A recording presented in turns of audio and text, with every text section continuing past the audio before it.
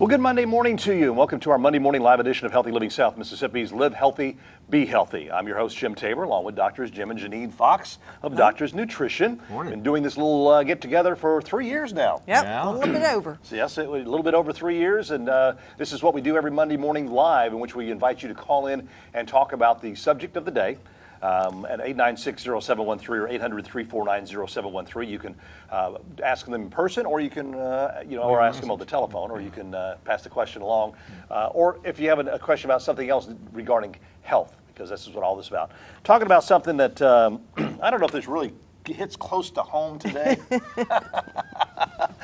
is, no, it's not male pattern baldness, but No, it's causes for hair loss. Yeah, we're going to talk about what's hair the loss. difference? What's the difference between male pattern baldness and hair loss?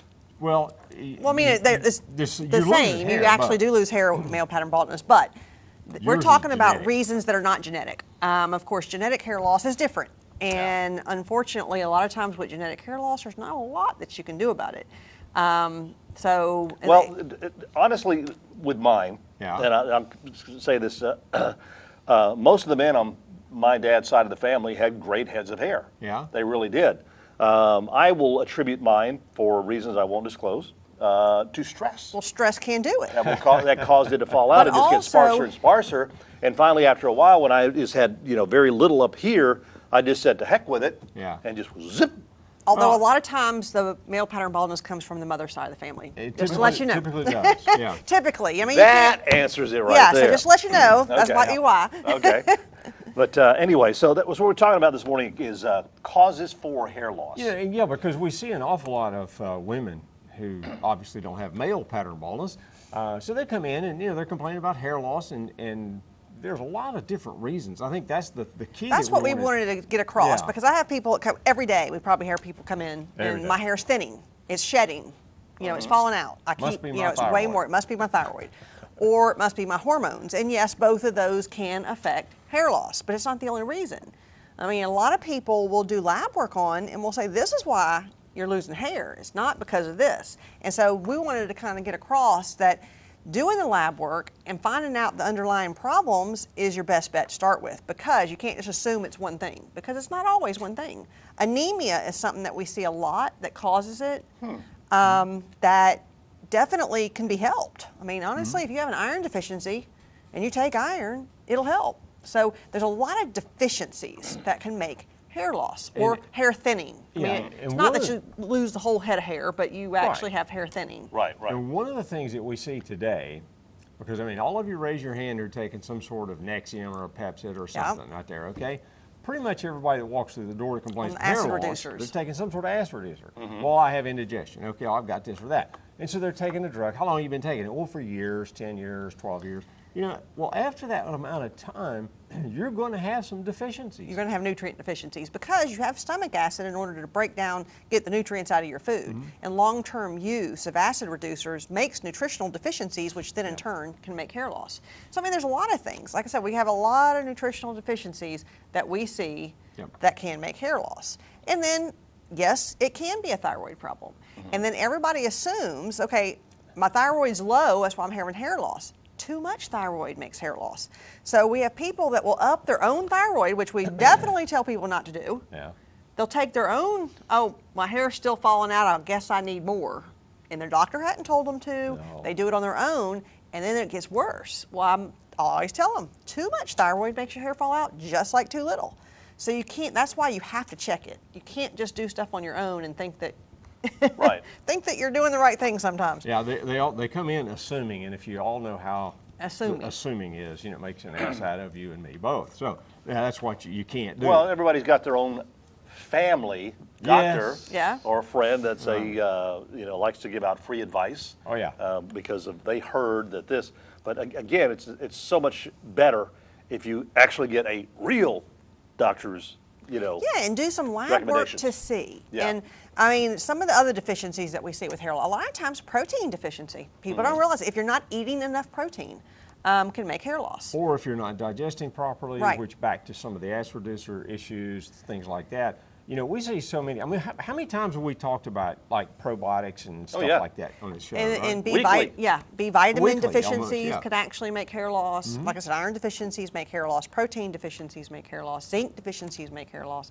So you start looking, and there are so many things. Again, and another thing, stress, no question, no doubt. makes hair loss because it actually can increase the cortisol, and cortisol does make hair loss. Now, another big reason that we're seeing hair loss in people is pre-diabetes or diabetes. Yes. People don't realize that that also can make hair loss. So for one, in women, especially, I mean men too. We're not talking about just women, but of course women we see a lot more women with They the tend to be more complaint. critical about it. Exactly. Right. They actually are, you know, they might be in the pre-diabetic range and they're like trying everything else because I'm like, control your sugar. I mean, that's what you have to do. Yeah. And in women, their testosterone elevates with blood sugar problems.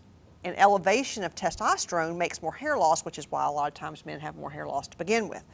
Because DHT, which is dihydrotestosterone, affects hair loss. But we do see women, even after menopause, where their testosterone raises due to blood sugar issues. Now, men's lower due to blood sugar issues. So we're different in what it does to testosterone your lowers? hormones. Yes. We're going to have a whole show about We're going to that have next week. We're actually talking about testosterone and what affects it. So Okay. next week is going to be about testosterone. Well, to give you an early Yeah, exactly. We're early jump on that. Yeah. 896-0713, 800-349-0713. If you have a question for the doctors regarding hair loss or, again, anything else in particular. You know, we're not married to just talking about the one subject and helping you out with that because, you know, that's what the show's all about. If you have a question, call in. Don't wait till the last 5 minutes of the show. Yeah. Yeah, exactly. Yeah. Lately, that's kind of what we've had. Everybody calls at the very last minute. We can't get everybody in. So if you have any questions, just call. Yeah, exactly, because a lot of times we'll get towards the end of the show and everybody starts calling and we end up leaving people on hold because we can't get to your calls. But or even if you know of, if you have a family member or somebody's having a health issue, you know, call for them. You don't have to pass along a name if you don't want to, or you know, get them to call in. But that's what this is all about. We do want to mention that, of course, Doctor's Nutrition, they're open 6 days a week, Monday through Friday from, well, they do the blood work Monday through Friday from 8 till 10. No, Fridays from 10 to Monday through Thursday. 8 From to 8 to 10. 5:30, and We'll get it then right. Friday from 10 To 5:30. and That's then right. Saturday Saturday, we're 11 to open 2. just for refills from 11 to 2 if you know what you need. That's right.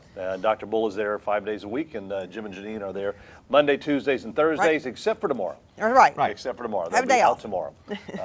Take an extra day off there. But so yeah, I always thought that, you know, male pattern baldness or even female pattern baldness. Yeah. And they can be And women Yeah. can have that also. They can have genetic hair loss. Yeah, they And can. that's kind of, now, and there's no doubt that as people age, I mean, there's no doubt. Sure. Hair gets a little bit thinner. But we're talking about kind of an abnormal amount, not even just for aging. Right. But we do have a lot of people. I mean, that's one of the main complaints. And that's why we try to pick topics that we hear every day. Because that obviously is what people are having problems with. So that's why we decided to do it on hair loss. All right. Jane from Gulfport is on the line with a question. Good morning, Jane. What's your question for the doctors? Yes, okay. My hair is getting thin on both sides of my face. My face, I'm almost close to my eyes, but it's a little further up. Okay. And then it's thin. And then it's what? My hair pretty thin. Yeah. Yeah. Okay. How old are you? I just 60. 60. Okay, so you're past menopause. So we do see it worse past menopause. And like we were just talking about, probably the thing to do is to have the lab work to see if there's any other underlying problems. Because we Okay. really do see a lot of things that show up on lab work. And if you true. fix those, I have a lot of people coming, oh my God, my hair's getting thick. Or I'm getting new growth. And it don't even matter if you're 60, you can get new hair growth. But you have to do the right things to do it. And like I said, checking blood sugar is one of the big ones because a lot of people in your age group, we see pre-diabetes and diabetes, which is making Okay. some of the hair thinning. All right. Okay. Okay? I appreciate Oh, that. Thank you so thank much you. for your call, Y'all Jane. have a nice one. You too. Yeah, You you too. too. You too. Okay. 896-0713, 800-349-0713. Our phone lines are open to you right now, so give us a call. We're going to take a break. We'll be right back. And welcome back to our Monday morning live edition of Healthy Living South Mississippi. Live healthy, be healthy. I'm Jim Tabor, along with Drs. Jim and Janine Fox and Doctors Nutrition on Cowan Road in Gulfport. Evelyn from Gulfport is on the line. Thanks for holding, Evelyn. What's your question for the doctors this morning? Yeah, I just wondered how often it's safe to take GI Essentials. I have stage 3 kidney disease, and sometime I need to take it. How often can I take it without bothering my kidneys? Well, with it has glutamine in it, which is an amino acid, and I mean you have to have amino acids, but an overabundance can be. But she's probably only taking it like once or maybe once tops twice a day for a while, like for a week or so at a time. Is that right, Evelyn? No, usually, I'm on pain medication, narcotics. Yeah. And of course, it's got the bathroom messed up. Yeah. And okay. and whenever I have a bad day, then I take it. But I just want to not damage myself. How often is it safe? If you're just taking it like that, just sporadically. Yeah, there's nothing in it that's real hard on the kidneys. no. Like I said, the glutamine, which is an amino acid, is the only thing. You don't want a high dose forever, but you can take it sporadically and it shouldn't hurt you. Should be okay. Yeah. Once a week, okay? Or Oh is yeah, that- definitely. Oh, definitely. You could even take it at a week at a time if you need to. Yeah. Oh, okay. Yeah. But once a week's not going to hurt me. No. That's fine. Not at all. All right, thanks for your call. Thank you. Thanks, Evelyn. All right, Arthur of Moss Point. Good morning, Arthur. What's your question for the doctors? Yes, last year I started trying to lose weight, Uh-huh. and somewhere around January, I done lost over 60 pounds, 70 Okay. pounds, and I started dealing with that acid buildup in my stomach, and I'm taking GI Natural and some probiotics. Okay. Is that okay, and is it going to stop? Because I've never been dealing with this in my life until I started trying to lose weight. Huh. Now, one thing that we recommend, it don't sound like it, because probiotics are really good, Oh, so you very want to good, keep yeah. on the probiotics, but actually you also want some digestive enzymes. Anytime you start having reflux or acid buildup, you want some digestive enzymes to help you digest better. Acid, what's the name Right, of it again? we have one called Alzyme, That's we have probably one the- called yeah. DN Enzyme Plus, we have a lot of different enzymes, but enzymes help you break down your food and then it actually helps the acid buildup. I think one of the first ones we usually start with is it's called It's Alzyme. Alzyme. It's kind of a broad spectrum. I mean, whatever you eat, it's got something in it to help you digest it. So it's not very specific about foods. It's kind of a broad spectrum. That one Yeah. tends to work extremely Right, well, Arthur. it is. So, Really and does. it's inexpensive. So I think Yeah. it's like $15.50 a bottle. So it's not expensive, and it's where we usually start with Yeah. if you're actually having that problem. And Arthur, since you live way over in Moss Point, if you'd like to, you can give them a call Yeah. this morning and order it online. Yeah, we They'll can be ship happy it to you, too. Yeah, just call the store after 10, and when the switchboard opens, and they'll get you fixed up. Yeah, there's the number on your screen right there, 897-0070. And keep up the probiotics and keep up the weight loss. And Right. sometimes you have to, too, look at your diet and see what you've maybe added that might be causing it as well. Because you might think, okay, there's something that you added, and Or that might changed. be, or changed, Yeah. exactly. Okay. So- So what happened was when I first started losing weight, I was doing it to extreme. Oh. And I thought maybe I hurt myself or Well, something. a lot of times you Yeah. do start affecting the body and the ability to digest. Yeah. Because if you do it to extreme and then the body's not used to digesting food and then you eat again, then it starts happening to digest. The Right. digestive enzymes would still be what I would suggest for that. Because I wasn't really a big man. I just had this big stomach. Yeah. And I was starting to cut yard by pushing my more and walking a lot and drinking water. Yeah. So I changed my habit. And the weight fell, but the stomach is going on down, but it's the last part of it. Yeah, that's And kinda what Yeah, happens. well, now that's usually the last part to go away anyhow sometimes. And, and then that's when I started feeling the acid thing. But I never had this problem till I started trying to lose weight. Okay. Well, Okay. give us a call and we'll help you out with those enzymes. Yeah, and call Arthur and when we're there, and one of us will talk We'll to you. talk to you more about it, yeah. More about, like I say, Okay. dietary changes, things like that, and so on. I All right. appreciate that. All right, Thank Arthur, you. thank you very much for the call there. Oh, yeah. It's 9:15. Kelly, Bay St. Louis on the phone wants to know, can birth control pills, okay, she's Oh, not she's on not the on phone, the sorry. phone? But she wanted to know, can birth control pills cause hair loss? Definitely. Yeah. One of the things that we see, there's a lot of things. For one, look up nutrient depletions from birth control pills, and there's a list. I mean, there is a list of nutrients that are depleted by birth control pills. Another thing that it does is when we do lab work, we can always, there's a few factors, we can always tell when somebody's on birth control because Yeah. their cortisol, which is the stress hormone, is sky high. High cortisol makes hair loss.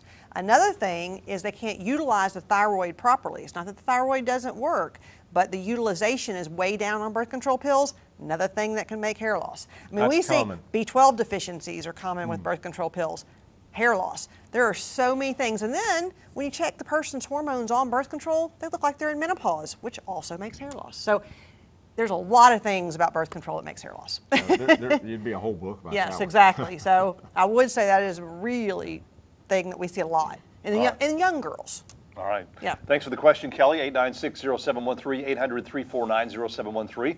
If you have a question for the doctors, again, you can call in and just ask our operator the question, or you can ask them personally. So, we're talking about hair loss this morning, but again, you can call in and ask questions about anything. Yeah, and then another thing we just wanted to mention, I wanted to get this in because a lot of people don't realize it. Everybody's heard of biotin.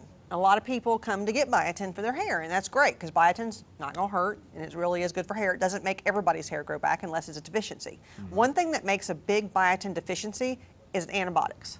So if you take an antibiotic, you really should take biotin and replete your probiotics afterwards, and that would make a difference. I have a lot of people that come in and their hair started shedding after an antibiotic. Right. So it's something that we always tell people, make sure you replace that after you've taken one. All right, James from Socia has a question, said, can hypertension be a factor in losing your hair?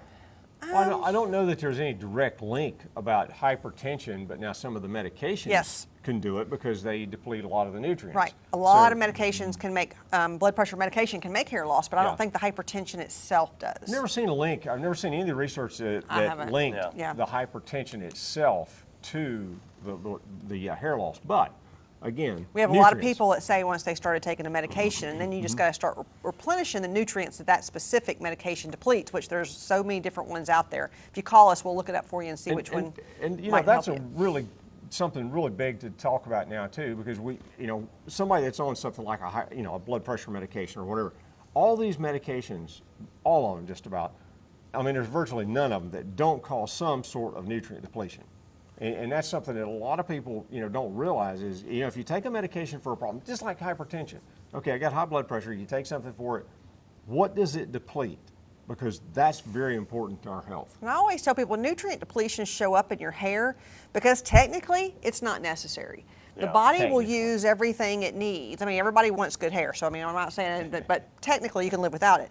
Right? Y'all don't look at me. Why do you say that? But he's a living example that you can live without it. The body will, if it doesn't have a nutrient, it'll stop putting it in places like the hair and the nails and stuff like that. It's going to try to keep the heart and places like that going. Going that it has to go. So you will start seeing problems with almost any deficiency. Yeah. Yeah. Okay. Yeah. All right, 896-0713, 800-349-0713. The phone lines are open to you. We'll be back with this week's special and tell you about what's going on next week.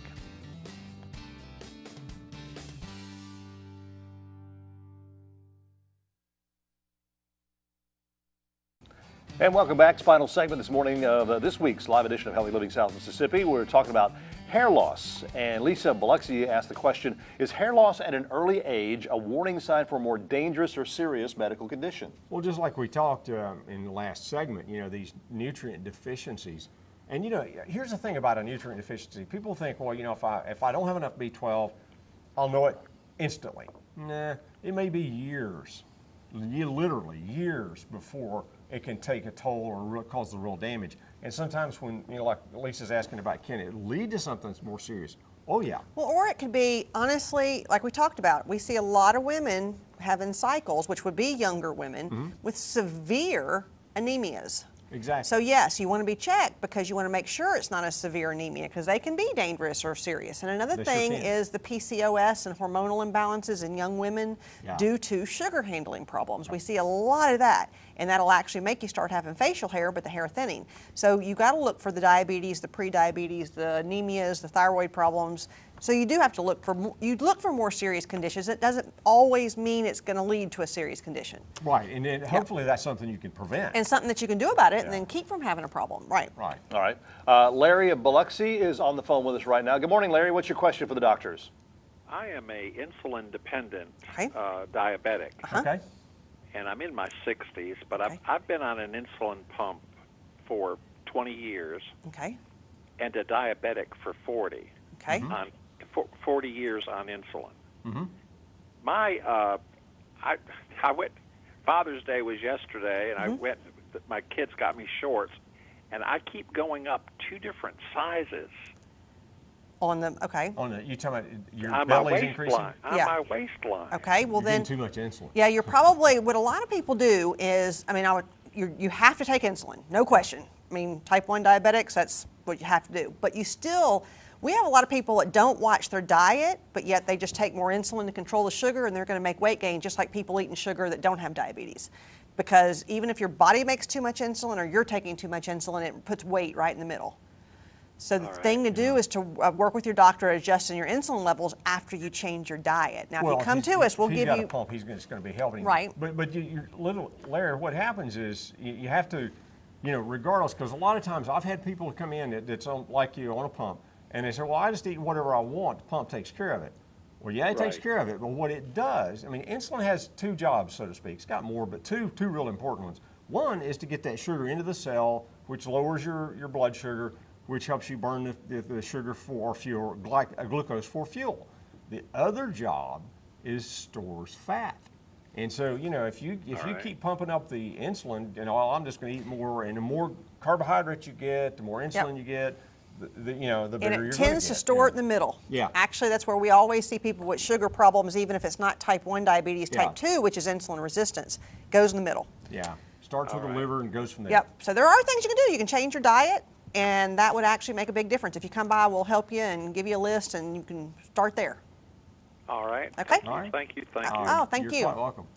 Okay, Daniela of Long Beach. My hair falls out when I shower. I shower twice a day. Am I washing it too much? Well, I just don't shower.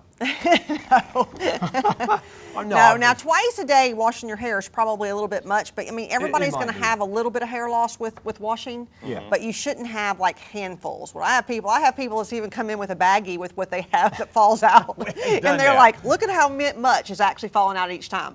So a few strands and a little bit of hair loss. Okay, yep.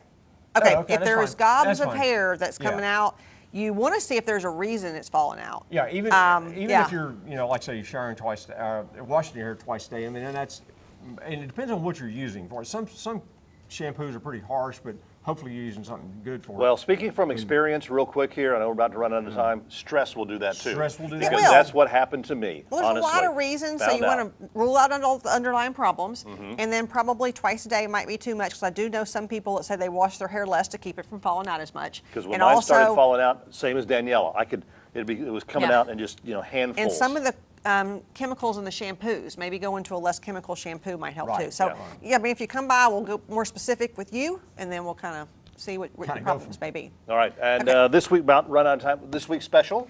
well, well, what else? Hair, skin, and nail formula. Well, look at there. And what it is a combination, and it actually has your biotin, your zinc, your copper, it has CoQ10, it also has collagen, because we hadn't even mentioned collagen yet, but collagen plays a big role Yeah. in hair as well.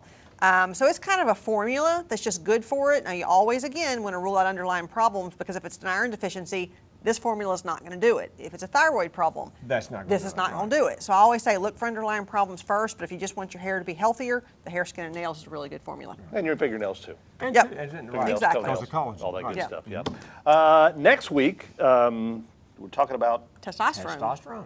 Okay. A subject that, again, every day we have people come in because we are seeing an epidemic of low testosterone in men.